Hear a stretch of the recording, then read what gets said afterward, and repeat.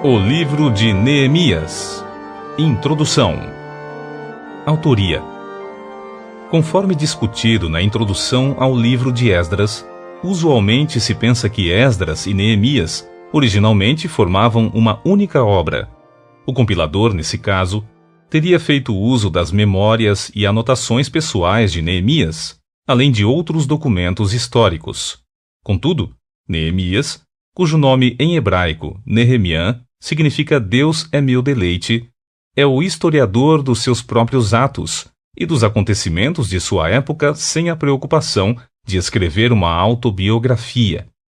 Como copeiro de Artaxerxes I, função de absoluta confiança do rei, pois era a pessoa que lhe provava toda a bebida e comida a fim de evitar possível envenenamento.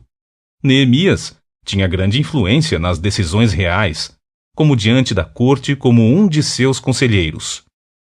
Ao ouvir que as muralhas de Jerusalém ainda não haviam sido reconstruídas, e recebendo permissão do rei para ir até a Cidade Santa e corrigir tal situação, demonstrou qualidades nobres e eficazes de liderança e organização, que servem até hoje de princípio e encorajamento para líderes em todas as áreas do conhecimento humano, especialmente no âmbito da Igreja cristã. Em 52 dias o trabalho de reconstrução foi concluído. Como governador de Judá, Neemias demonstrou humildade, integridade, patriotismo, energia, piedade e altruísmo. Depois de 12 anos no cargo, ele retornou por pouco tempo à corte de Artaxerxes, capítulo 1, versículo 1, capítulo 13, versículo 6. E de lá voltou a Judá, onde admoestou seu povo ao arrependimento. Alguns estudiosos e biblistas da atualidade acreditam que muito material usado por Esdras e ou outros autores deste livro, sem dúvida, foi retirado do que seria um diário pessoal de Neemias. Propósitos. A obra completa a história da restauração do remanescente que retornara do cativeiro babilônico, restauração esta iniciada sob a liderança de Esdras. Marca também o começo das 70 semanas de Daniel, Daniel capítulo 9, versículo 25, e fornece o contexto histórico para as profecias de Malaquias. Data da primeira publicação. A questão das datações dos livros de Esdras e Neemias já foram discutidas na introdução ao livro de Esdras. A melhor tradição judaico-cristã, bem como boa parte da crítica especializada atual, acredita numa data para o livro de Neemias em torno de 445 a 425 a.C. Esboço geral de Neemias. Primeiro, Neemias lidera a reconstrução dos muros de Jerusalém.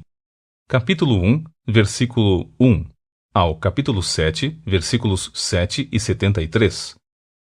A. O retorno do remanescente à Cidade Santa. Capítulo 1, versículo 1, ao capítulo 2, versículo 20. B. A reconstrução da muralha. Capítulo 3, versículo 1, ao capítulo 7, versículo 4. C. O registro do povo que voltou à cidade. Capítulo 7, versículos 5 ao 73. Segundo, Esdras lidera o povo na renovação da aliança. Capítulo 8, versículo 1 ao capítulo 10, versículo 39. A. A leitura pública da Torá, lei. Capítulo 8, versículos 1 ao 8. B. A atitude do povo do Senhor. Capítulo 8, versículos 9 ao 18. C. O arrependimento do povo. Capítulo 9, versículos 1 ao 38. D. A ratificação da aliança. Capítulo 10, versículos 1 ao 27. E. As responsabilidades decorrentes do novo pacto. Capítulo 10, versículos 28 ao 39. Terceiro.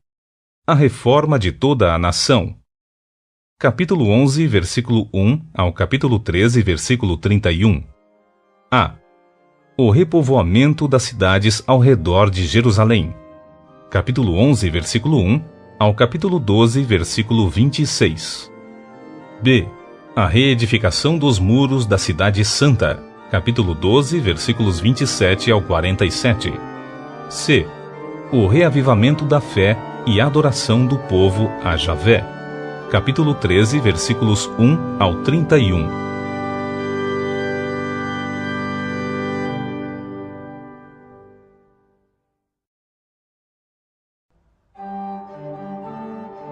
O livro de Neemias. Capítulo 1. Vida de oração e serviço de Neemias. Palavras de Nehemiá ben Hahaliá, Neemias, filho de Hacalias. No mês de Quisleu, isto é, entre novembro e dezembro, no 20º ano do reinado de Artaxerxes, quando me encontrava na capital do Império Persa, Shushan, Suzã, Hanani, um de meus irmãos, veio de Judá com mais alguns homens. Indaguei-lhes pelos judeus que haviam voltado, os que sobreviveram ao cativeiro, e a respeito de Jerusalém. Eles me informaram: aqueles que sobreviveram ao cativeiro e estão vivendo lá na província passam por grande tribulação, privação e humilhação. Tendo ouvido este relato, assentei-me e chorei amargamente. Lamentei por alguns dias, e coloquei-me em jejum e oração diante do Deus dos céus. E desabafei: ó Javé, Deus dos céus, Deus grande e terrível, que cumpres a tua palavra, a tua aliança, e usas de misericórdia para com aqueles que te amam e obedecem aos teus mandamentos. Que os teus ouvidos estejam atentos, e os teus olhos contemplem as palavras desta oração que o teu servo está apresentando diante de ti, dia e noite, em favor de teus servos, o povo de Israel. Sim, confessa os pecados que nós, os israelitas em geral, temos cometido contra a tua pessoa. De fato, eu e o meu povo temos errado sobremaneira. Temos agido de forma perversa, corrupta e vergonhosa contra ti, e não temos obedecido aos teus mandamentos, nem respeitado os teus decretos e as leis que ordenaste a teu servo Moisés. Contudo, lembra-te, por favor, do que prometeste a teu servo Moisés. Se fordes infiéis, eu vos espalharei entre as demais nações da terra. Mas se voltardes para mim e obedecerdes aos meus mandamentos e os praticardes com amor, ainda que os vossos exilados estejam dispersos pelos lugares mais longínquos debaixo do céu, de lá os reunirei e os congregarei no lugar que escolhi para fazer habitar o meu nome. Ora, estes, precisamente, são os teus servos e o teu povo amado, que resgataste com o teu grande poder e com o teu braço forte. Ah, Javé, eu te rogo, deixa teu ouvido alcançar o clamor deste teu humilde servo. Atende à oração dos teus servos, cujo prazer está em amar com respeito o teu nome. Faz com que teu servo encontre compaixão nos olhos do homem, a quem levarei meu pleito. Nessa época, eu era copeiro, degustador de confiança do rei. Capítulo 2. Neemias vai a Jerusalém em missão. No mês de Nissan, Abibe, isto é, entre março e abril do 20º ano do rei Artaxerxes, na hora de servir-lhe o vinho, levei-o ao rei. Nunca antes eu havia me apresentado com um semblante triste na presença dele. Por esse motivo me indagou: por que o teu rosto está entristecido, se não estás enfermo? Isso só pode ser tristeza da alma. Então, neste momento, tive muito medo, e justifiquei ao rei: que o rei viva para sempre. Como meu rosto não estaria triste se a cidade em que está o sepulcro dos meus pais está completamente destruída e as suas portas consumidas pelo fogo? Então, o rei me perguntou: o que estás desejando me pedir? E neste instante, fiz uma rápida oração ao Deus dos céus e respondi: se for do teu agrado, e se o teu servo puder contar com a tua bondade, rogo-te que me permitas ir a Judá, na cidade do sepulcro de meus pais, para que eu a reconstrua. Então o rei, tendo a rainha assentada ao seu lado, me perguntou: Quanto tempo levará esta tua viagem? E quando regressarás? Depois de informá-lo sobre a duração da missão, ele concordou em liberar-me. Diante da anuência do rei, eu lhe solicitei: Se for do teu agrado, eu poderia levar cartas do rei aos governadores da Transeufratênia, a província do Eufrates Oeste, a fim de que me deixem passar até chegar a Judá. E também uma carta para Asaf, guarda da floresta do rei, para que ele me forneça madeira para construir as vigas das portas da fortaleza que fica junto à casa, e para os muros da cidade, assim como para levantar a residência que irei ocupar. Visto que a generosa mão de Deus estava me abençoando neste sentido, o rei atendeu todos os meus pedidos. Sendo assim, parti em direção aos governadores do Eufrates Oeste, e lhes entreguei as cartas do rei. Acompanhou-me uma escolta de oficiais do exército e de cavaleiros que o rei enviou comigo. Sambalate, o Horonita, e Tobias, o oficial amonita, não esconderam seu profundo desagrado assim que notaram que havia alguém interessado no bem dos israelitas. A avaliação dos muros de Jerusalém. Cheguei a Jerusalém, e depois de 3 dias de permanência na cidade, levantei-me durante a noite e saí com alguns dos meus amigos. Todavia, não compartilhei com ninguém o que o meu Deus havia entusiasmado meu coração para que eu fizesse por Jerusalém. Não levei animal algum, a não ser aquele em que eu montava. Desta maneira, saí de noite pela porta do vale e fui até En-Hatanim, fonte do crocodilo, e até Shar Hashpot, portão do lixo, e examinei as muralhas de Israel que haviam sido derrubadas, e os seus portais que haviam sido destruídos pelo fogo. Fui ainda mais adiante, até o portão da fonte, e até o tanque do rei. Contudo, ali não havia sequer espaço para o animal que eu montava pudesse passar. Por isso, decidi subir o vale, ainda de noite, avaliando o estado dos muros. Finalmente, retornei e tornei a entrar pela porta do vale. Os oficiais não ficaram sabendo aonde eu tinha ido, pois até então eu nada havia revelado aos judeus, aos sacerdotes, aos nobres, aos oficiais e aos demais sobre a obra que iriam realizar. Então eu lhes disse: Vede a deplorável e humilhante situação em que nos encontramos. Como toda a cidade de Jerusalém está em ruínas e suas portas devastadas pelo fogo. Vinde, vamos reconstruir os muros de Jerusalém para que não passemos mais vergonha. Também lhes revelei como Deus tinha sido misericordioso comigo e tudo quanto o rei me havia declarado. Diante disso, eles exclamaram: Levantemo-nos, pois, e reconstruamos nossas muralhas. E cheios de ânimo, fortaleceram suas mãos para a realização desse bom projeto. No entanto, quando Sambalate, o Horonita, Tobias, o oficial amonita, e Gesem, o árabe, tomaram conhecimento desses fatos, zombaram de nós, desprezaram-nos e questionaram: O que é isso que estáis tentando fazer? Quereis rebelar-vos contra o vosso rei? Afirmei-lhes então: O Deus dos céus é quem fará com que sejamos bem-aventurados, e nos dará sucesso nessa obra. E nós, seus servos, apenas nos levantaremos e trabalharemos. Todavia, vós não tendes parte, nem direito, nem memorial em Jerusalém. Capítulo 3. Os voluntários e mãos à obra. O sumo sacerdote Eliasibe e os seus irmãos, os sacerdotes, deram início ao seu trabalho e reconstruíram o portão das ovelhas. Eles o consagraram e colocaram as folhas do portal no lugar. Em seguida, levantaram o muro até a torre dos 100, que também dedicaram a Deus, e prosseguiram até a torre de Hananel. Os homens de Jericó reconstruíram o trecho seguinte, e Zacur ben Imri, Zacur, filho de Imri, seguiu construindo logo adiante. Os filhos de Hassenaá edificaram a porta do peixe, colocaram-lhe as vigas e lhe assentaram as portas com seus ferrolhos e trancas reforçadas.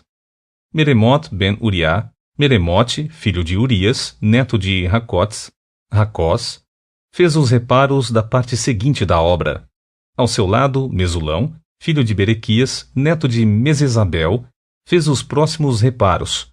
E ao seu lado, Zadok, filho de Baaná, seguiu a obra e também fez seus reparos.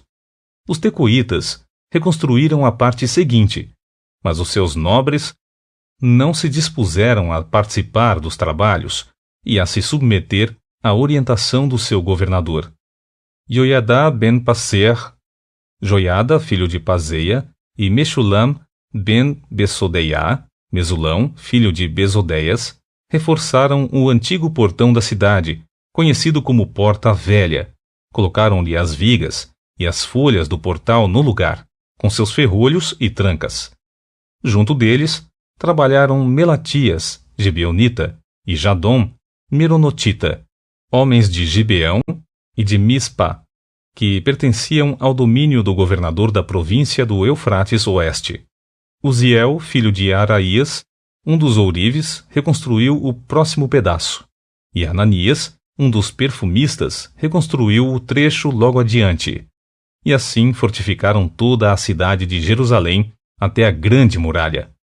Refaías, filho de Ur, governador da metade do distrito de Jerusalém, providenciou todos os reparos no trecho seguinte. Ao seu lado, Gedaías, filho de Harumafe, fez os consertos necessários em frente da sua casa, e Ratus, filho de Razabneias, fez os reparos que lhe couberam ao seu lado. Malaquias, filho de Harim, e Hassub, filho de Paate-Moabe, reconstruíram a outra parte e a torre dos fornos. Salum, filho de Haluês, governador da outra metade do distrito de Jerusalém, providenciou o conserto do trecho seguinte com a cooperação de suas filhas. Hanum e os moradores de Zanoa repararam o portão do vale. Estes a reconstruíram e colocaram as vigas, e puseram as folhas do portal no lugar, com os seus ferrolhos e trancas. Também edificaram 450 metros do muro até o portão do lixo. O portão do lixo foi consertado por Malquias, filho de Recabe, governador do distrito de Bet-Haquerem. Ele o reconstruiu e assentou os portais, os ferrolhos e as trancas reforçadas, tudo no lugar. A porta da fonte foi consertada por Salum, filho de Col-Rosé, governador do distrito de Mispá. Ele providenciou os reparos do muro do tanque de Selá, Siloé, junto ao jardim do rei, até os degraus que descem da cidade de Davi. Depois dele, Neemias, filho de Asbuque, governador da metade do distrito de Bet-Zur, providenciou todos os concertos até em frente ao sepulcro de Davi, até o açude artificial, e a casa dos valentes, a residência dos soldados. Os levitas fizeram os reparos no trecho seguinte. Eles estavam sob a liderança de Reum, filho de Bani. Na parte seguinte, Hazabias, governador da metade do distrito de Keila, fez todos os concertos necessários em seu distrito. No trecho que vem em seguida, a reconstrução ficou a cargo dos seus compatriotas, sob a supervisão de Bavai, filho de Renadade, governador da outra metade do distrito de Keila. Ao seu lado, Ézer, filho de Jesua, governador de Mispá, realizou os concertos desde em frente à subida para a Casa das Armas, até a esquina do muro.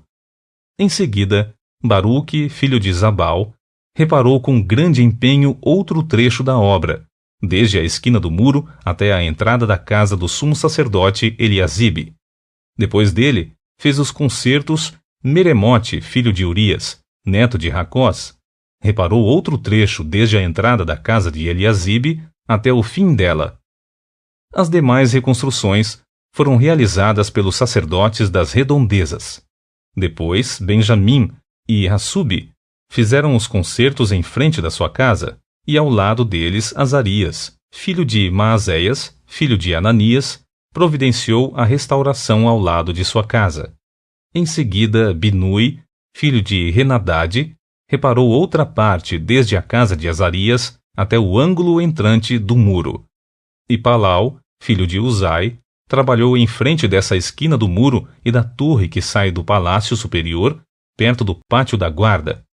Junto a ele, Pedaias, filho de Parós, e os servos do templo que habitavam a colina de Ofel fizeram os concertos necessários até em frente da Porta das Águas, na direção do leste e da torre que ali se destacava. Os tecoitas reconstruíram o outro trecho, desde a grande torre que sobressai até as muralhas de Ofel. Para cima do portão dos cavalos, os sacerdotes se dedicaram também aos trabalhos de reconstrução, cada um em frente à sua casa. Em seguida, Zadok, filho de Imer, fez os devidos concertos em frente à sua casa. Semaías, filho de Secanias, guarda da porta oriental, fez a restauração no trecho seguinte. Ananias, filho de Selemias, e Hanum, o sexto filho de Zalaf, reconstruíram o trecho seguinte. Depois dessa parte, Mesulão, filho de Berequias, fez os concertos necessários em um trecho em frente à sua moradia. Depois dele, Malquias, um ourives, realizou todos os reparos do muro até a casa dos servos do templo e dos comerciantes, em frente da porta das revistas e inspeções, até o posto de vigia da esquina, e entre a sala de cima da esquina e o portão das ovelhas, os ourives e os mercadores realizaram as restaurações necessárias. Capítulo 4. Os inimigos se opõem à obra. Quando Sanbalate tomou conhecimento sobre a obra de restauração das muralhas que estávamos implementando, ficou irado, ridicularizou os judeus e, na presença de seus compatriotas e dos grandes líderes de Samaria, exclamou: "O que aqueles fracos judeus estão tentando fazer? Será que conseguirão se fortalecer? Irão ainda oferecer sacrifícios? Serão capazes de terminar o que iniciaram em um só dia? Talvez até possam ressuscitar pedras de construção dos montes de escombros e de pedras queimadas?" Tobias, o amonita, que estava ao seu lado, acrescentou: "Mesmo que soergam, uma só raposa derrubará esse muro de pedras. Ó nosso Deus, diante disso, ouve-nos, pois estamos debaixo de grande humilhação e zombarias, e faz recair sobre a cabeça desses perversos o insulto que atiram contra nós para a sua própria vergonha. Faz também que eles sejam levados como escravos para uma terra de cativeiro. Não perdoes os seus erros e pecados, nem apagues as suas afrontas e atitudes más, pois provocaram a tua indignação diante dos construtores.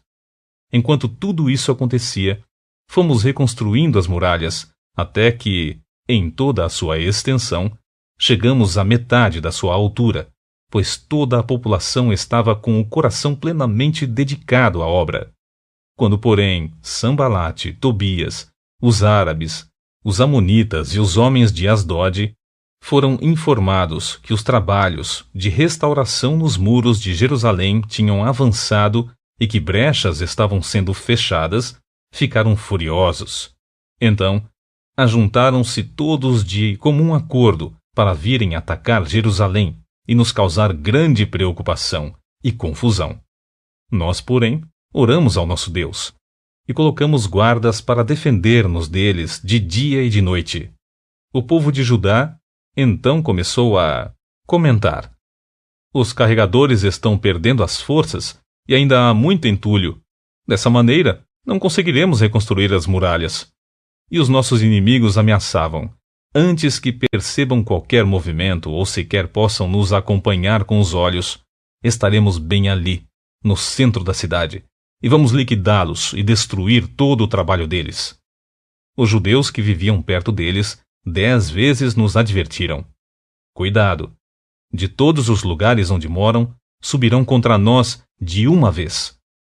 Considerando essas informações, posicionei alguns homens do povo atrás dos pontos mais baixos da muralha, nos lugares ainda abertos, divididos por famílias, armados de espadas, lanças e arcos. Fiz uma rápida avaliação geral da situação e declarei aos nobres, aos oficiais, aos magistrados e ao restante da população: "Não os temais de modo algum. Lembrai-vos do Eterno, nosso Deus, grande e poderoso, e lutai com bravura por vossos irmãos, vossos filhos e filhas, vossas esposas e vossas propriedades." as atitudes tomadas pelos obreiros. Quando nossos inimigos descobriram que estávamos bem informados sobre todos os seus planos e que Deus tinha frustrado a sua trama sigilosa, todos nós retornamos à obra no muro, cada um para o seu trabalho específico. Daquele dia em diante, enquanto a metade dos meus homens dedicava-se à restauração da muralha, a outra metade permanecia atenta e armada de lanças, escudos, arcos e couraças. Os chefes e oficiais davam apoio a todo o povo de Judá. Os carregadores, que por si mesmos tomavam as cargas. Cada um, com uma das mãos, fazia a obra e com a outra empunhava a sua arma. Os edificadores, cada um trazia a sua espada à cinta, e assim construíam. O que tocava o chofar, a trombeta, caminhava junto a mim para qualquer alarme que se fizesse necessário. Recomendei aos nobres, aos magistrados, aos oficiais e a toda a população. Grande e extensa é a obra, e nós muito separados, distantes uns dos outros ao longo de todo o muro. Portanto, do lugar de onde ouvirem o toque do chofar, juntem-se o mais rápido possível a nós ali. Nosso Deus lutará por nós. Assim trabalhávamos na obra, metade dos homens prontos para lutar com suas armas à mão, desde o alvorecer até o pôr do sol. Naquela ocasião, eu também ordenei ao povo: cada um de vós, com o seu ajudante, permaneça em Jerusalém, para que de noite nos sirvam de guarda e de dia trabalhem. Nem eu, nem meus irmãos, nem meus companheiros e os guardas que estavam comigo sequer trocávamos de roupa. O tempo todo permanecíamos atentos e de arma na mão. Capítulo 5. Medidas contra a injustiça social. Levantou-se então uma grande queixa popular, a partir dos homens e de suas esposas, contra os judeus. Alguns comentavam: nós, nossos filhos e nossas filhas, somos muitos. Precisamos de trigo para nossa alimentação. Havia também os que desabafavam: penhoramos os nossos campos, as nossas vinhas e as nossas casas, a fim de conseguir um pouco de trigo para comer. E outros que protestavam: tomamos dinheiro emprestado até para pagar o tributo do rei sobre as nossas terras e as nossas vinhas. Nós e nossos compatriotas temos o mesmo sangue, e nossos filhos são como os filhos deles, e mesmo assim estamos sujeitando nossos filhos e nossas filhas à escravidão. Na realidade, algumas de nossas filhas já estão servindo como escravas, e não temos como evitar tal humilhação, porquanto nossas posses, terras e vinhas pertencem a outros. Assim que tomei conhecimento desses fatos e do clamor do meu povo, fiquei indignado. Fiz uma análise completa da situação e então repreendi severamente os nobres e os magistrados, declarando-lhes: estais cobrando juros dos vossos próprios irmãos. E por esse motivo, convoquei uma grande assembleia contra eles. E afirmei-lhes: nós, segundo as nossas posses, compramos de volta os nossos irmãos judeus que tinham sido vendidos aos outros povos. E agora, vendestes os vossos próprios irmãos? Assim eles teriam que ser vendidos a nós outra vez? Eles, diante desta confrontação, não tiveram como responder e ficaram em silêncio. Então, prossegui admoestando-os: o que estais fazendo é injusto. Deveis agir sob a direção do amor respeitoso para com nosso Deus, a fim de evitar a zombaria e a humilhação por parte de outros povos, nossos inimigos. Eu, os meus irmãos e os meus amigos também estamos emprestando dinheiro e trigo ao povo. Todavia, vamos acabar com a cobrança de juros. Devolvei-lhes, pois, hoje mesmo suas terras, campos, vinhas, oliveiras e todas as suas propriedades, bem como todo o valor em juros que cobrastes deles, a 100ª parte do dinheiro, do trigo, do vinho e do azeite. Então eles responderam: restituiremos tudo o que nos pediste, e não exigiremos mais nada deles. Então convoquei os sacerdotes e os fiz jurar que fariam de acordo com o que prometeram. O bom exemplo do líder e do povo. Também sacudi o meu regaço, isto é, a dobra do meu manto, e exclamei: que de modo semelhante Deus sacuda da casa e dos bens de todo homem, que não cumprir esta promessa. Seja tal homem assim sacudido e esvaziado. E imediatamente toda a assembleia exclamou: Amém, assim seja. E rendeu louvores a Javé, e todo o povo agiu exatamente como havia prometido. Além disso, desde o 20º ano do rei Artaxerxes, quando fui nomeado governador deles na terra de Judá, até o 32º ano do seu reinado, durante 12 anos, nem eu nem meus irmãos comemos do alimento que era destinado ao governador. Entretanto, os governadores anteriores, aqueles que me precederam, haviam colocado uma carga pesada de tributos e impostos sobre a população, tomando do povo, todos os dias, 480 gramas de prata, além de comida e vinho. Até os seus servos passaram a oprimir e expoliar o povo. Contudo, por amor e honra a Deus, não agi desta mesma maneira para com a população. Ao contrário, dediquei-me pessoalmente à obra de reerguer esta muralha. Todos os meus homens de confiança foram reunidos ali e também se envolveram no trabalho, e não adquirimos nenhum pedaço de terra. Além disso, 150 homens dos judeus e dos magistrados e os que vinham a nós sentavam à minha mesa para as refeições, como também os visitantes de outras nações ao redor de nós. O que se preparava para cada dia era um boi e 6 ovelhas escolhidas. Também à minha custa eram servidas aves e, de 10 em 10 dias, muito vinho de todas as espécies. Nem por isso tomei do povo o dinheiro para a alimentação que a posição de governador me garantia, pois observava quão demasiadas eram as exigências que pesavam diariamente sobre o meu povo. E orava: lembra-te de mim para o meu bem, ó meu Deus, e leva em conta tudo quanto tenho realizado em benefício deste povo. Capítulo 6. Inimigos tentam intimidar o líder. Tendo ouvido Sambalate, Tobias, Gesem, o árabe, e o restante dos nossos inimigos que eu tinha edificado as muralhas e que nelas não havia mais nenhuma brecha, embora até então eu não tivesse instalado os portais em seus devidos lugares, Sambalate e Gesem mandaram-me o seguinte convite: vem, vamos encontrar-nos em uma das aldeias na planície de Ono. Eles, entretanto, estavam tramando fazer-me algum mal. Por essa razão, enviei-lhes mensageiros, com esta explicação: estou executando um grande projeto e não posso descer agora. Afinal, por que eu deveria parar minhas obrigações e deixar a obra para encontrar-me convosco? Eles me enviaram este convite 4 vezes, e todas as vezes lhe dei a mesma resposta. Pela 5ª vez, Sambalate enviou o seu homem de confiança com uma carta aberta na mão. E nessa missiva estava escrito: comenta-se entre as nações, e Gesem é testemunha, que tu e os judeus planejais uma rebelião. Por isso estás reconstruindo os muros.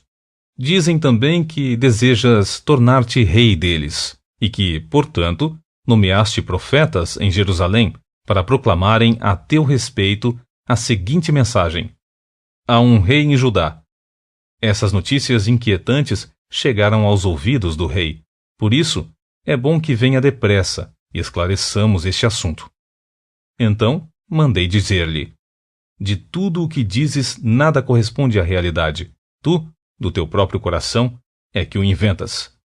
Porquanto, todos eles procuravam atemorizar-nos, ameaçando: as suas mãos largarão a obra, e não se efetuará mais trabalho algum. Agora, pois, ó Deus, fortalece as minhas mãos. Um dia fui à propriedade de Semaías, filho de Delaías, neto de Meetabel, que havia decidido ficar trancado dentro de sua casa. Ao chegar, ele rogou-me: vamos nos reunir na casa de Deus, dentro do templo, a portas fechadas, porquanto eles virão para assassinar-te. Sim, virão matar-te nesta noite. Eu, todavia, lhe afirmei: deveria fugir um homem como eu? Alguém com a minha responsabilidade deveria sair correndo e trancafiar-se no templo tentando salvar a própria pele? Ora, de maneira nenhuma deixarei de enfrentar o problema. E assim, percebi que não era Deus que o enviara a mim, mas ele pronunciou essa profecia com malícia, para me prejudicar, pois havia aceitado o suborno de Tobias e Sambalate. Eles o seduziram e o subornaram a fim de que me assustasse e intimidasse, para que eu agisse da maneira como planejaram. Então, caísse em pecado e eles tivessem como me difamar e ridicularizar-me diante do povo. Então orei: lembra-te, ó meu Deus, das atitudes perversas que Tobias e Sambalate estão praticando, e também das más ações da profetisa Noádia, e de todos os demais pregadores que tentaram desesperar-me. Concluída a obra da restauração. Eis, portanto, que as muralhas foram terminadas no 25º dia do mês de Elul, isto é, entre agosto e setembro, em 52 dias de trabalho. Assim que nossos inimigos receberam essa notícia, caiu sobre todos os povos ao nosso redor grande temor e profundo abatimento, pois reconheceram que tínhamos feito toda essa grande obra mediante o auxílio constante do nosso Deus. Além disso, naquela época, os nobres de Judá mantiveram intensa correspondência com Tobias, que procurava responder atenciosamente a todas as cartas que recebia, porquanto muitos de Judá estavam comprometidos com ele por juramento, considerando que era genro de Secanias, filho de Ara, e seu filho Joanã havia esposado a filha de Mesulão, neto de Erequias. Até se atreviam a tecer elogios a ele na minha presença, e informavam a ele tudo quanto eu expressava. E Tobias seguiu escrevendo-me suas mensagens com o propósito de me assustar e fraquejar. Capítulo 7. Lista dos repatriados a Jerusalém. Depois que o muro foi reconstruído e que eu fixei os batentes e as portas no lugar, foram indicados os porteiros responsáveis, os cantores e os levitas. Para governar Jerusalém, nomeei o meu irmão Hanani, e com ele, Hananias, comandante da fortaleza, pois era homem fiel e temente a Deus, mais do que a maioria dos homens. Em seguida, eu os reuni e recomendei a eles: os portões de Jerusalém não poderão ser abertos antes que o sol esteja quente, isto é, alto no céu, e os porteiros devem fechar e trancar as portas antes de deixarem suas posições de serviço. Estabelecei também sentinelas entre os cidadãos de Jerusalém, alguns nos seus postos e outros diante de suas casas. A cidade era imensa, contudo, havia poucos habitantes nela, e as casas ainda não tinham sido totalmente reconstruídas. Então, o meu Deus colocou no meu coração que eu reunisse os nobres, os oficiais e o povo, para registrar as genealogias. E achei o livro da genealogia dos que foram os primeiros a retornar, e nele achei escrito o seguinte: estes são os descendentes da província que voltaram do exílio, os quais Nabucodonosor, rei da Babilônia, tinha levado como prisioneiros e escravos, e que retornaram para Jerusalém e para Judá, cada um para a sua respectiva cidade, em companhia de Zorobabel, Jesua, Neemias, Azarias, Raamias, Naamane, Mardoqueu, Bilzã, Misperete, Bigvai, Neum e Baaná. Este é o número dos homens do povo de Israel. Os filhos de Parós, 2.172. Os filhos de Cefatias, 372. Os filhos de Ara, 652. Os filhos de Paate-Moabe, por meio da linhagem de Jesua e Joabe, 2.818. Os filhos de Elão, 1.254. Os filhos de Zato, 845. Os filhos de Zacai, 760. Os filhos de Binuí, 648. Os filhos de Bebai, 628. Os filhos de Asgade, 2.322. Os filhos de Adonicão, 667. Os filhos de Bigvai, 2.067. Os filhos de Adim, 655. Os filhos de Ater, que também era conhecido pelo nome de Risquiá, Ezequias, 95. Os filhos de Razum, 328. Os filhos de Bezai, 328. Os filhos de Harife, 112. Os filhos de Gibeão, 95. Os filhos de Belém e de Netofá, 188. Os filhos de Anatote, 128. Os filhos de Bet-Asmavete, 42. Os filhos de Kiriate Jearim, de Sefira e de Beerote, 743. Os filhos de Ramá e Geba, 621. Os filhos de Micmas, 122. Os filhos de Betel e Ai, 123. Os filhos do outro Nebo, 52. Os filhos do outro Elão, 1254. Os filhos de Harim, 320. Os filhos de Jericó, 345. Os filhos de Lode, de Hadide e de Ono, 721. Os filhos de Senaá, 3.930. Os sacerdotes, os descendentes de Jedaías por meio da família de Jesua, 973. Os filhos de Imer, 1.052. Os filhos de Pazur, 1.247. Os filhos de Harim, 1.017. Os levitas, os descendentes de Jesua por intermédio de Cadmiel, da linhagem de Rodevá, 74. Os cantores, os descendentes de Asaf, 148. Os porteiros, os descendentes de Salum, Ater, Talmon, Acube, Hatita e Sobai, 138.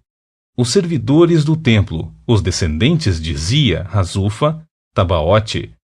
Os filhos de Queros, Sai, Padom. Os filhos de Lebana, Hagaba, Salmai. Os filhos de Hanã, Gidel, Gar. Os filhos de Recaías, Rezim, Necoda. Os filhos de Gazão, Uzá, Pazéia, Bezai, Meunim, Nefuzim, Baquebuque, Racufa, Harur, Baslite, Meida, Harza, Barcos, Císera, Tamá, Nestas e Ratifa. Os descendentes dos servos de Salomão, os filhos de Sotai, Soferete, Perida, Jaala, Darcom, Gidel, Cefatias, Ratil, Poquerete, Razebaim e Amon. Os servos do templo e os filhos dos servos de Salomão, 392. Os que chegaram das cidades de Tel-Melach, Tel-Harsha, Queruv, Adon e Imer, no entanto, não conseguiram provar que suas famílias eram de fato descendentes de Israel. Os filhos de Delaías, Tobias, Necoda, 642. E dentre o grupo dos sacerdotes, os descendentes de Rebaías, Acós e Barzilai, homem que desposou uma filha de Barzilai de Gileade e que era chamado por esse nome. Estes procuraram os seus registros entre os que estavam escritos nos documentos genealógicos, mas não os conseguiram encontrar. Consequentemente, por serem considerados impuros, tiveram que ser sumariamente excluídos do sacerdócio, e o governador ordenou-lhes que não comessem dos alimentos sagrados, enquanto não houvesse um sacerdote para consultar o Urim e Tumim. A soma total dos registrados foi de 42.360 homens, além dos seus 7.337 servos e servas. Havia entre eles 245 cantores e cantoras. Possuíam ainda 736 cavalos, 245 mulas, 435 camelos e 6.720 jumentos. Contribuições financeiras de todos. Alguns dos chefes das famílias fizeram contribuições voluntárias para a obra no templo. O governador ofertou à tesouraria 8 quilos de ouro, 50 vasilhas para o serviço religioso e 530 vestes para os sacerdotes. Outros chefes de famílias deram à tesouraria da obra 160 quilos de ouro e 1.320 quilos de prata. Tudo para a realização dos trabalhos de restauração do templo. A soma total trazida voluntariamente pelo restante do povo foi de 160 quilos de ouro, 1.200 quilos de prata e 67 vestes sacerdotais. Os sacerdotes, os levitas, os porteiros, os cantores e os servidores do templo, bem como algumas pessoas do povo e os demais israelitas, estabeleceram-se em suas próprias cidades. Capítulo 8. Esdras lê a Torá com todo o povo. Então, como se fosse uma só alma, todo o povo se reuniu na praça central, diante do portão das águas, e rogaram a Esdras, o escriba e mestre, que trouxesse o livro da Torá, lei de Moisés, que Javé, o Senhor, dera a Israel. E assim, no primeiro dia do 7º mês, o sacerdote Esdras trouxe a Torá, lei, e apresentou-a diante de toda a congregação, que era composta de homens, mulheres, crianças e todos os que podiam entender a leitura. Ele leu a Torá, lei, com grande voz, de frente para a praça, em frente ao portal das águas, na presença de todos os homens, mulheres e crianças que já tinham idade para compreender. Esdras, o mestre, estava posicionado sobre uma plataforma elevada, de madeira, construída especialmente para a ocasião. Ao seu lado, à direita, estavam Matitias, Sema, Anaías, Urias, Ilquias e Maazéias. E à esquerda, colocaram-se Pedaías, Misael, Malquias, Azum, Rasbadana, Zacarias e Mesulão. Então, do alto do palanque, Esdras abriu a Torá diante de todo o povo, e todos podiam vê-lo perfeitamente. E assim que abriu o livro, todo o povo se colocou em pé, em sinal de reverência. Em seguida, Esdras louvou a Javé, o grande Deus, e todo o povo ergueu as mãos e respondeu a uma só voz: Amém, amém, assim seja. Verdade. Então, eles adoraram a Javé, o Senhor, prostrados, com as faces encostadas no chão. Os levitas Jesua, Bani, Serebias, Jamim, Acube, Sabetai, Rodias, Maazéias, Quelita, Azarias, Josabade, Hanã e Pelaías orientaram a população quanto à aplicação da lei na vida diária, e todos permaneceram ali. Leram o livro da Torá, lei de Deus, interpretando-o e explicando-o, a fim de que todos os habitantes da cidade pudessem compreender bem os ensinos e prescritos que ouviam. Então Neemias, o governador, e Esdras, o sacerdote e escriba, juntamente com todos os levitas que estavam instruindo o povo, declararam à multidão: Este dia é consagrado a Javé, o Senhor vosso Deus. Não vos entristeceis, nem pranteeis. Pois todo o povo chorava e lamentava os erros cometidos enquanto ouvia as palavras da Torá, lei. E Neemias aproveitou a exortação e dispensou o povo, recomendando: Agora, pois, ide, comei e bebei, gorduras e doçuras, provai do melhor que tiverdes e enviai algo aos que não têm nada preparado para si, pois este dia é santificado a Javé, nosso Senhor. Sendo assim, não vos entristeçais. Então os levitas acalmaram todas as pessoas da assembleia, explicando: Acalmai-vos e ficai em paz, porquanto este dia é santo. Não vos aflijais, nem vos amedrontais. E logo depois, o povo começou a sair dali para comer, beber e distribuir porções de alimento a todos quantos não tinham conseguido arranjar sua própria comida. E todos comemoraram com grande alegria, pois atenderam de coração as palavras que lhes haviam sido ministradas. A festa das tendas ou tabernáculos. No segundo dia do mês, os chefes de famílias de todo o povo, os sacerdotes e os levitas, reuniram-se com o mestre Esdras para ouvirem a exposição da Torá, lei e seus ensinos. Então, descobriram no texto da Torá, lei, que Javé, o Senhor, havia ordenado por intermédio de Moisés, que os israelitas habitassem em tabernáculos, cabanas, durante a festa do 7º mês. Por esse motivo, proclamaram em todas as suas cidades e em Jerusalém: Saí ao monte, e trazei ramos de oliveiras, ramos de zambujeiros, ramos de árvores frondosas, para fazerdes tendas, segundo as orientações do que está escrito. Então, o povo saiu e trouxe os ramos, e eles mesmos construíram cabanas nos terraços de suas casas, nos seus pátios, nos pátios da casa de Deus e na praça junto ao portão das águas, e na que fica próximo ao portão de Efraim. Toda a congregação dos que tinham retornado do cativeiro armou suas barracas e nelas habitou. Desde os dias de Josué, filho de Num, até aquele dia, os israelitas não haviam mais celebrado deste modo. Por isso, o júbilo que expressavam era especial. E Esdras leu a Torá, o livro da lei de Deus, todos os dias, desde o primeiro até o último. E eles comemoraram com uma festa que durou 7 dias. E no 8º dia houve uma assembleia solene, tudo de acordo com o que estava prescrito.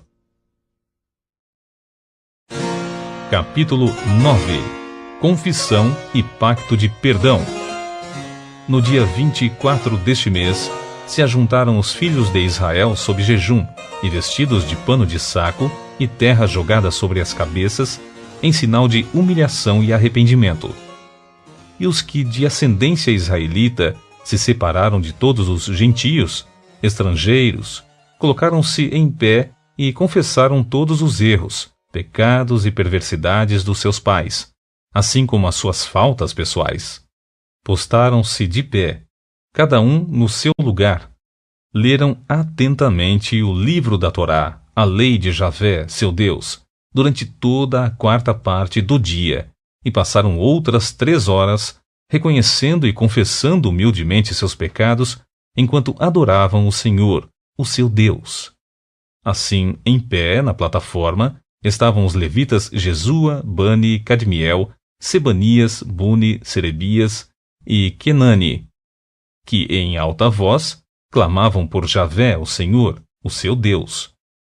E os levitas Jesua, Cadmiel, Bani, Hasabneias, Serebias, Hodias, Sebanias e Petaías conclamavam a população exclamando: Levantai-vos, bendizei a Javé, o Eterno vosso Deus, que vive desde sempre e eternamente. Bendito seja o teu glorioso nome. A tua majestade está acima das maiores expressões de louvor. Só tu és Javé, o Senhor. Criaste os céus e o universo, com todos os seus elementos, a terra e tudo quanto nela existe, os mares e tudo quanto neles há, e tu concedes o dom da vida a todos os seres. E os exércitos dos céus te adoram continuamente. Tu és Javé, ó Senhor eterno, o Deus que escolheu Abraão e o tirou de Ur dos Caldeus, e mudou o seu nome para Abraão, dando-lhe um novo significado. Observaste que o coração dele era leal a ti, e celebraste com ele uma aliança, mediante a qual darias aos descendentes dele a terra dos cananeus, dos heteus, dos amorreus, dos perizeus, dos jebuseus e dos girgazeus. E tu cumpriste a tua promessa, pois és justo. Contemplaste também a aflição de nossos antepassados no Egito, e ouviste o clamor deles diante do Mar Vermelho.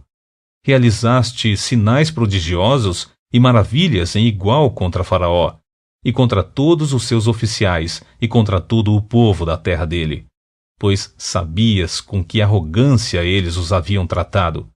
Assim, passaste a ser conhecido e temido em toda a terra, e tua fama permanece até nossos dias. Dividiste o mar diante do teu povo, de modo que puderam atravessar a seco. Entretanto, logo em seguida, lançaste os seus perseguidores nas profundezas, como uma pedra em águas impetuosas. E mais, tu guiaste teu povo de dia com uma coluna de nuvem, e de noite com uma coluna de fogo, a fim de marcar e iluminar o caminho em que deveriam andar. Desceste sobre o monte Sinai, dos altos céus, falaste com o teu povo, e lhes deste normas justas, leis verdadeiras, e orientações e mandamentos bons e úteis. Fizeste-os conhecer o teu santo Shabat, sábado, e lhes deste mandamentos, orientações, decretos e leis por intermédio de Moisés, teu servo. Durante aquele período de fome, lhes enviaste maná, pão do céu, e na sede, tu mesmo lhes tiraste água da rocha. Orientaste teu povo para adentrar e tomar posse da terra, que, sob juramento, havias prometido dar-lhes como herança. Contudo, nossos pais agiram com arrogância e endureceram suas cerviz, e preferiram não obedecer aos teus mandamentos, recusando-se a te dar a devida atenção, e não se lembrando nem se mostrando agradecidos pelos prodígios que realizaste à vista de todos eles. Em vez de agirem com amor e respeito para contigo, tornaram-se orgulhosos e ainda mais teimosos, e na sua rebeldia escolheram um líder que acabaria por levar a todos de volta à escravidão. Tu, no entanto, és um Deus sempre disposto a perdoar, bom, amoroso, misericordioso, leal, tardio em irar-se, longânime, e, portanto, não os abandonaste. Mesmo quando chegaram a ponto de fundir para si um ídolo em forma de bezerro e o adoraram proclamando que aquele era o Deus que os havia tirado do Egito, e mesmo quando cometeram ainda outras blasfêmias, tu, ó Deus, não os abandonaste no deserto por causa da tua grande compaixão. De dia, a coluna de nuvem não cessou de guiá-los pelo caminho, nem a coluna de fogo durante as noites deixou de iluminar o caminho no qual deveriam andar. Também lhes concedeste o teu bom e grandioso Espírito para instruí-los. Não retiraste da boca do povo o teu maná, pão, e quando tiveram sede, lhes proveste a boa água. Durante 40 anos os sustentaste no deserto, e nada lhes faltou. As suas vestes não envelheceram, nem seus pés sofreram qualquer inchaço. E ainda lhes deste reinos e povos, que lhes repartisse em porções. Assim, conquistaram a terra de Sion, rei de Hesbom, e a terra de Og, rei de Bazã. Multiplicaste os seus filhos como as estrelas do céu, e trouxeste-os à terra de que tinhas dito a seus antepassados, que nela adentrariam para a possuírem. Entraram os filhos e tomaram posse da terra. Abateste perante eles os habitantes da terra, os cananeus, e lhes entregaste nas mãos, como também os reis e os povos da terra, para fazerem deles conforme a sua vontade. Conquistaram cidades fortes e terra fértil, e tomaram casas repletas de toda a espécie de bens e provisões, cisternas já cavadas, vinhas e olivais e muitas árvores frutíferas. Assim, eles comeram, fartaram-se e engordaram, e aproveitaram todas as coisas boas que lhes deste pela tua incomensurável bondade. Ainda assim, teimaram em ser desobedientes e se rebelaram contra a tua pessoa. Deram as costas para a tua santa Torá, lei. Mataram os teus profetas, que os tinham admoestado e advertido a fim de que se voltassem para ti, e te fizeram ofensas abomináveis. Por esse motivo, os entregaste nas mãos de seus inimigos, que os oprimiram. Mas, quando foram humilhados, clamaram a ti. Dos céus tu os ouviste, e na tua grande misericórdia concedeste-lhes libertadores, que os livraram das mãos de seus inimigos. Todavia, assim que voltavam a sentir seguros, em paz e descansados, tornavam a pensar e praticar tudo o que é mau e reprovável diante de ti. Então, os abandonavas às mãos de seus inimigos, para que dominassem sobre eles e os castigasse. E, quando novamente clamavam a ti dos céus, tu os ouvias e na tua grandiosa compaixão os livravas, vez após vez. Tu os advertiste a fim de que retornassem à tua Torá, lei. No entanto, eles insistiram em sua arrogância e desobedeceram aos teus mandamentos. Pecaram contra as tuas ordens expressas, pelas quais o homem vive se lhes obedece de todo o coração. Cheios de teimosia e insensatez, te viraram as costas, tornaram-se, portanto, inflexíveis, e se negaram a dar-te ouvidos. Contudo, durante muito tempo, foste paciente com eles. Por teu espírito, por intermédio dos teus profetas, os advertiste. Todavia, não te deram ouvidos, nem atenção, de maneira que tivesse de entregá-los nas mãos dos povos limítrofes. Graças, porém, à tua grandiosa misericórdia, não os destruíste por completo, pois és Deus bondoso e generoso. Agora, pois, nosso Deus, ó Deus portentoso, amoroso, justo, temível, leal à tua aliança e misericórdia, não fiques indiferente a toda a aflição que se abateu sobre nós, sobre nossos reis e sobre os nossos líderes, sobre os nossos sacerdotes e sobre os nossos profetas, assim como sobre os nossos antepassados e sobre todo o teu povo, desde a época dos monarcas da Assíria até estes nossos dias. Em tudo o que nos sobreveio, agiste com todo amor e justiça. Procedeste com lealdade para conosco, mesmo quando fomos infiéis a ti. Nossos reis, chefes, comandantes, líderes, sacerdotes e nossos pais não seguiram o que ensina a tua santa Torá, lei. Não escolheram ouvir e obedecer os teus mandamentos, nem as tuas admoestações e advertências que claramente lhes comunicaste. Mesmo quando estavam no reino deles, desfrutando da tua grande amabilidade na terra espaçosa e fértil que lhes entregaste, eles não te serviram nem abandonaram os seus maus hábitos e caminhos enganosos. Eis que hoje estamos, uma vez mais, escravos e escravas na própria terra que concedeste aos nossos antepassados para usufruírem dos seus frutos e de todas as boas dádivas que brotam da terra. Por causa dos nossos pecados, a sua abundante e valiosa produção agora é entregue aos reis que colocaste sobre nós. Eles mandam sobre a vida de cada um de nós e são proprietários de nossos bens e rebanhos. Agem como bem lhes parece, e nossa humilhação e tristeza não têm limites. Considerando, portanto, tudo isso, decidimos estabelecer um pacto, por escrito, e assinado por nossos príncipes, líderes, assim como por nossos levitas e sacerdotes. Capítulo 10. O pacto do povo em guardar a Torá. Então, seguiu-se a assinatura de um documento de aliança e acordo, e eis a relação dos que o assinaram.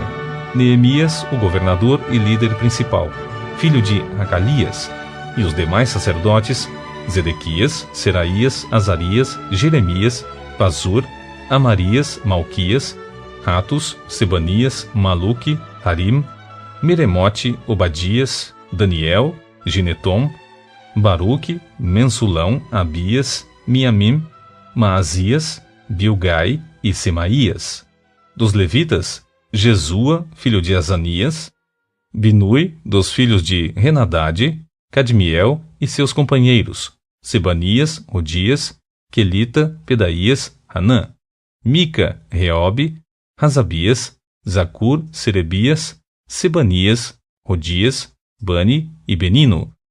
Dos líderes do povo, Parós, Paate-Moabe, Elão, Zato, Bani, Buni, Asgade, Bebai, Adonias, Bigvai, Adim, Ater, Ezequias, Azur, Rodias, Razum, Bezai, Harife, Anatote, Nebai, Magpias, Mesulão, Rezir, Mesesabel, Zadok, Jadua, Pelatias, Anã, Anaías, Oséias, Hananias, Assub, Aloés, Piléa, Sobeque, Reum, Azabna, Maazéias, Aías, Hanã, Anã, Maluque, Harim e Baaná.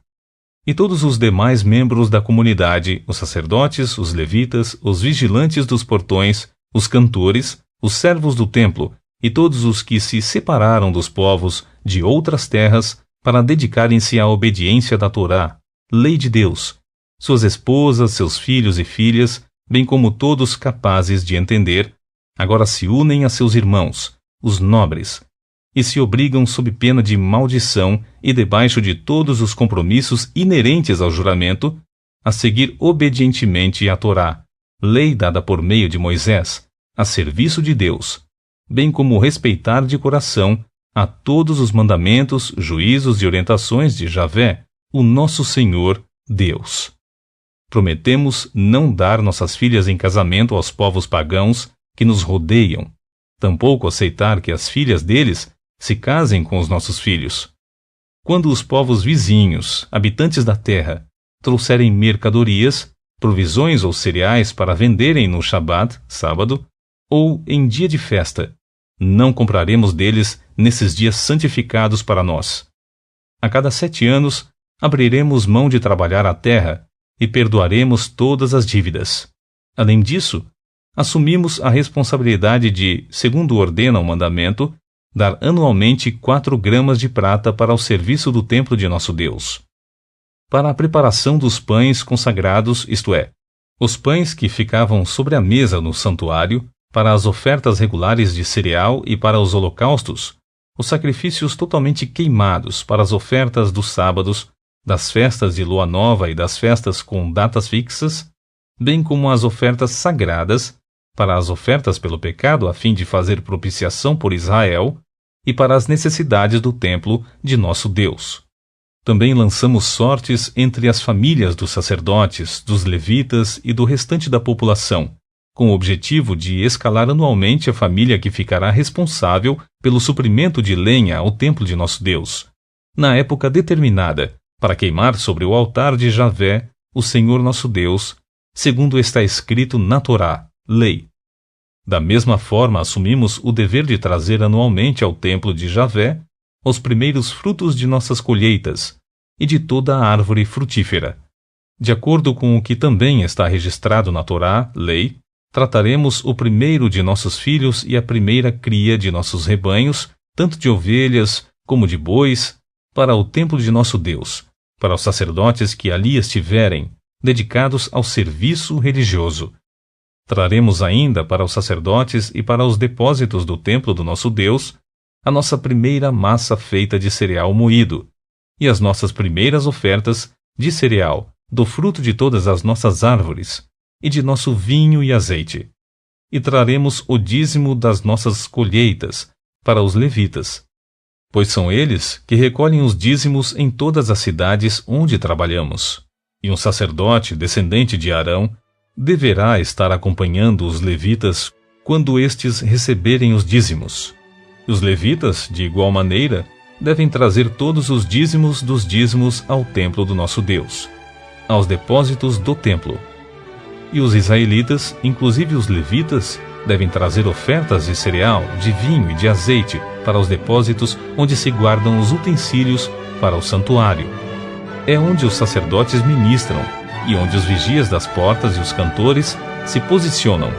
Eis, portanto, que não havemos jamais de tratar a casa do nosso Deus de maneira desleixada. Capítulo 11. A população judaica em Jerusalém.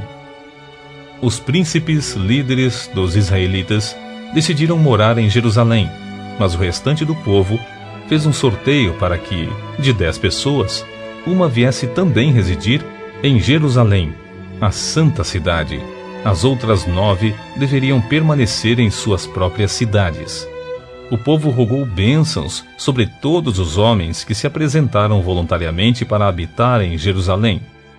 Os israelitas, sacerdotes, levitas, obreiros do templo e os descendentes dos servos de Salomão moravam nas cidades, cada um em sua propriedade. Portanto, estes são os chefes da província, que se fixaram em Jerusalém e nas cidades de Judá. Além deles, vieram também pessoas de Judá e de Benjamim, todos para residirem em Jerusalém. Dentre os descendentes de Judá chegaram Ataías, filho de Uzias, neto de Zacarias, bisneto de Amarias, Amarias era filho de Cefatias e neto de Maalaleel, descendente de Pérez. Maazéias, filho de Baruque, neto de Col-Rosé, bisneto de Razaías. Razaías era filho de Adaías, neto de Joiaribe, e bisneto de Zacarias, descendentes de Selá. Os descendentes de Pérez, que viviam em Jerusalém, totalizavam 468 homens notáveis. Dentre os descendentes de Benjamim, Salu, filho de Mesulão, neto de Joede, bisneto de Pedaías, que era filho de Colaías, neto de Maazéias, bisneto de Itiel, tetraneto de Jesaías. Os seguidores de Salu, Gabai e Salai totalizavam 928 homens. Joel, filho de Zicre, era o chefe da cidade, o oficial superior entre eles, e Judá, filho de Rassenua, era responsável pelo segundo distrito da cidade. Dentre os sacerdotes, Jedaías, filho de Joiaribe, Jaquim, Seraías, filho de Ilquias, neto de Mesulão, bisneto de Zadok, que era filho de Meraiote, neto de Aitube, superintendente da casa de Deus. E seus companheiros, que faziam todo o trabalho do templo, totalizavam 822 homens. Adaías, filho de Jeroão, neto de Pelaías, bisneto de Anze, era filho de Zacarias, neto de Pazur, bisneto de Malquias. E seus colegas, que eram chefes de famílias, totalizavam 242 homens. Amassai, filho de Azareel, neto de Azai, bisneto de Mesilemote, tetraneto de Imer, e os seus companheiros, que eram também valorosos, totalizavam 128 homens.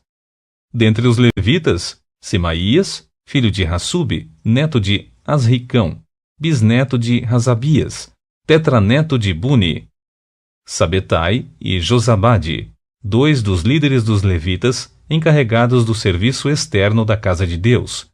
Matanias, filho de Mica, neto de Zabdi, bisneto de Asaf, o ministro de adoração e louvor, que convocava o povo e dava início aos hinos, cânticos, ações de graças e as orações. Baquebuquias, o segundo entre os seus companheiros, e Abda, filho de Samua, neto de Galau, bisneto de Gedutum. Todos os levitas reunidos na santa cidade foram 284 homens.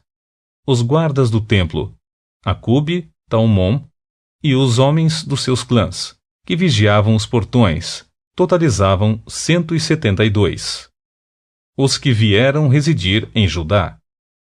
O restante de Israel, dos sacerdotes e levitas, se estabeleceu em todas as cidades de Judá, cada um na sua própria herança. Os que prestavam serviço no templo moravam na colina de Ofel, Ezia e Gispa estavam encarregados deles. O chefe e oficial superior dos levitas em Jerusalém era Uzi, filho de Bani, neto de Hasabias, bisneto de Matanias, tetraneto de Mica. Uzi era um dos descendentes de Asaf, que eram superintendentes do ministério de música e louvor na casa de Deus. Entretanto, eles estavam sujeitos às ordens e normas da parte do rei a respeito das atividades religiosas que realizavam todos os dias.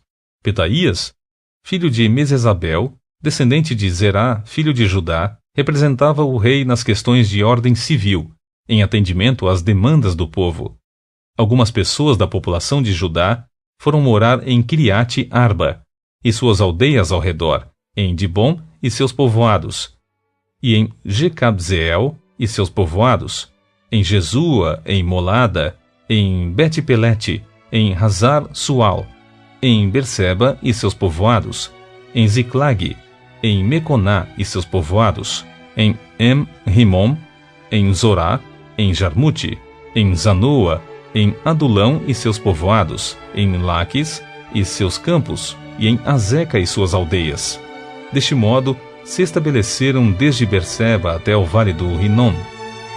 Os descendentes dos filhos de Benjamim foram viver em Geba, Micamás, Aia, Betel e suas aldeias, em Anatote, Nobe e Ananias, Hazor, Ramá e Gitaim, Hadid, Zeboim e Nebalate, Lode e Ono, e no Vale dos Artesãos.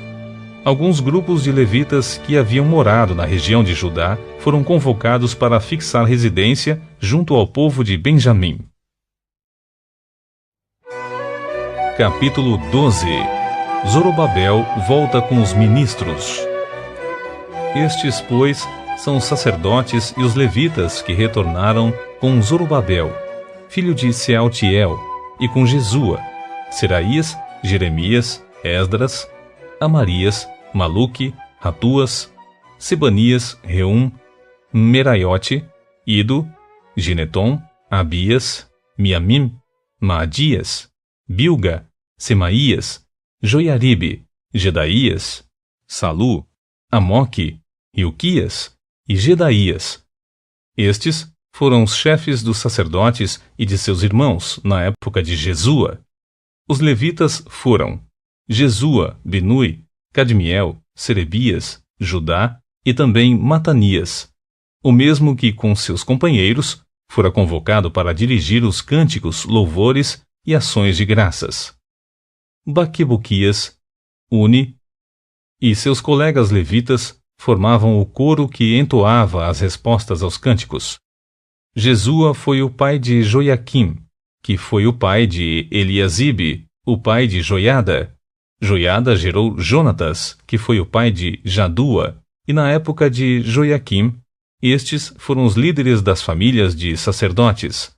Da família de Seraías, Meraías. Da família de Jeremias, Ananias. Da família de Esdras, Mesulão. Da família de Amarias, Joanã. Da família de Maluque, Jonatas. Da família de Secanias, José. Da família de Meremote, Eucai. Da família de Ido, Zacarias. Da família de Ginetom, Mesulão. Da família de Abias, Zicre. Da família de Miniamim e de Maadias, Piltai. Da família de Bilga, Samua. Da família de Semaías, Jonatas. Da família de Joiaribe, Matenai. Da família de Gedaías, Uzi. Da família de Salai, Calai. Da família de Amoque, Eber. Da família de Gedaías, Natanael. No tempo de Eliasibe, os chefes das famílias dos sacerdotes e levitas, Joiada, Joanã e Jadua, foram registrados durante o governo do rei Dario, o persa.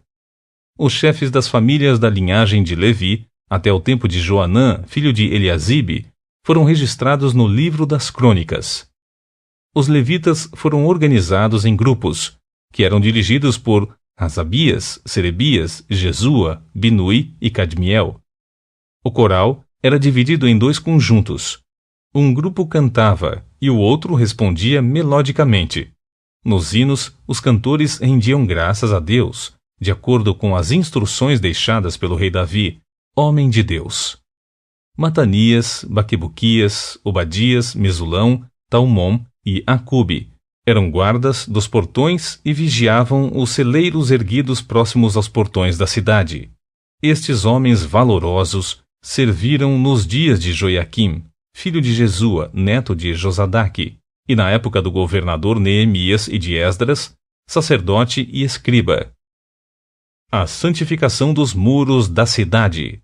Por ocasião da dedicação a Deus dos muros de Jerusalém, os levitas foram convocados e trazidos de onde estavam vivendo para Jerusalém, a fim de participarem alegremente das cerimônias de dedicação com seus hinos, cânticos e declamações de ações de graça, ao som de símbolos, alaúdes, harpas e liras.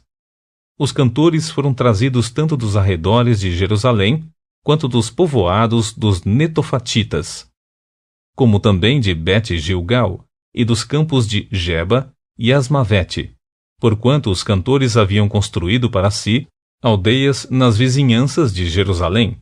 Os sacerdotes e os levitas se purificaram cerimonialmente e, em seguida, santificaram também o povo, as portas e os muros de Jerusalém. Então, ordenei aos líderes de Judá que subissem ao alto do muro, e constituí 2 grandes corais para entoarem graças a Deus. Um posicionou-se mais à direita, sobre o muro, em direção à porta do lixo. Osaías e a metade dos líderes de Judá o seguiram. Azarias, Esdras, Mesulão, Judá, Benjamim, Semaías e Jeremias, e dos filhos dos sacerdotes, levando trombetas, Zacarias, filho de Jonatas, filho de Semaías, filho de Matanias, filho de Micaías, filho de Zacur, filho de Asaf, e seus irmãos Semaías, Azarel, Milalai, Gilalai, Maai, Netanel, Judá e Hanani, com os instrumentos musicais de Davi, homens de Deus, e Esdras, o mestre escriba, ia adiante deles. À entrada do portão da fonte subiram diretamente as escadas da cidade de Davi, onde começa a subida do muro, acima da casa de Davi, até o portão das águas, a leste. O segundo coro avançou no sentido oposto. Eu os acompanhei, quando iam sobre o muro, levando comigo a metade do povo. Passamos pela Torre dos Fornos até a parte mais larga do muro e continuaram passando por sobre o portão de Efraim, da porta Gesana, isto é, a porta velha, a porta do peixe, a torre de Hananeel e a torre dos Sem, indo até o portão das ovelhas. Junto ao portão da guarda, paramos. Assim, os 2 coros dos que rendiam graças a Deus pararam em suas posições no templo, como também eu e a metade dos oficiais que me acompanhavam, e os sacerdotes Eliaquim, Maazéias, Miniamim, Micaias, Elioenai, Zacarias e Ananias, com as trombetas, além de Maazéias, Semaías, Eleazar, Uzi, Joanã, Malquias, Elão e Ézer. Os corais cantaram sob a direção de Jesraías, e naquele dia, felizes como estavam, ofereceram grandes sacrifícios, pois Deus os enchera de júbilo e gratidão. As mulheres e as crianças também estavam muito contentes, e os sons da satisfação e do louvor de Jerusalém podiam ser ouvidos desde muito longe. O ministério na casa de Deus. No mesmo dia foram nomeados responsáveis pelos celeiros e câmaras dos tesouros a fim de poderem receber as ofertas de cereais, os primeiros frutos e os dízimos. Dos campos em volta das cidades, deveriam recolher as porções designadas pela Torá, lei, para os sacerdotes e levitas, pois Judá expressava sua grande satisfação ao ver os sacerdotes e levitas em seus postos de serviço, obedecendo os preceitos do seu Deus, e os da purificação, como também o fizeram os cantores e os vigias dos portões, tudo de acordo com o que Davi e seu filho Salomão haviam determinado. Porquanto, muito tempo antes, na época de Davi e de Asaf, havia dirigentes dos cantores e pessoas que orientavam a execução das peças musicais de louvor, adoração e expressão de graças a Deus. Sendo assim, nos dias de Zorobabel e de Neemias, todo o Israel contribuía com ofertas diárias para os músicos e cantores, bem como para os guardas dos portões. Também separavam a parte pertencente aos outros levitas, e estes separavam a porção destinada aos descendentes de Arão. Capítulo 13. Conclusão das reformas de Neemias. Naquele tempo, fez-se ao povo uma leitura em voz alta do livro de Moisés, e nas Escrituras se achou registrado que o Amonita e o Moabita não serão admitidos à Assembleia de Deus, e isto para sempre, porque não vieram ao encontro dos filhos de Israel com pão e água. Contrataram contra eles Balaão, para os amaldiçoar, mas nosso Deus mudou a maldição em bênção. Quando o povo ouviu essa orientação da Torá, lei, excluiu sumariamente de Israel todos os que eram de ascendência estrangeira. Antes disso, o sacerdote Eliasibe tinha sido o supervisor dos depósitos da casa de nosso Deus. Ele era parente próximo de Tobias.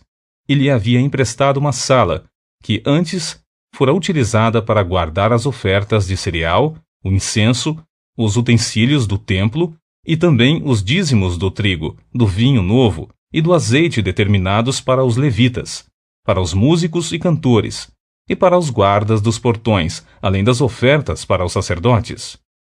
Entretanto, quando tudo isso estava ocorrendo, eu não estava em Jerusalém, pois no 32º ano do reinado de Artaxerxes, rei da Babilônia, retornei à presença do rei. Algum tempo mais tarde, roguei sua permissão, e então recebi autorização e parti de volta a Jerusalém. Aqui soube do mal que Eliasibe fizera ao ceder uma câmara a Tobias, nos pátios do templo de Deus.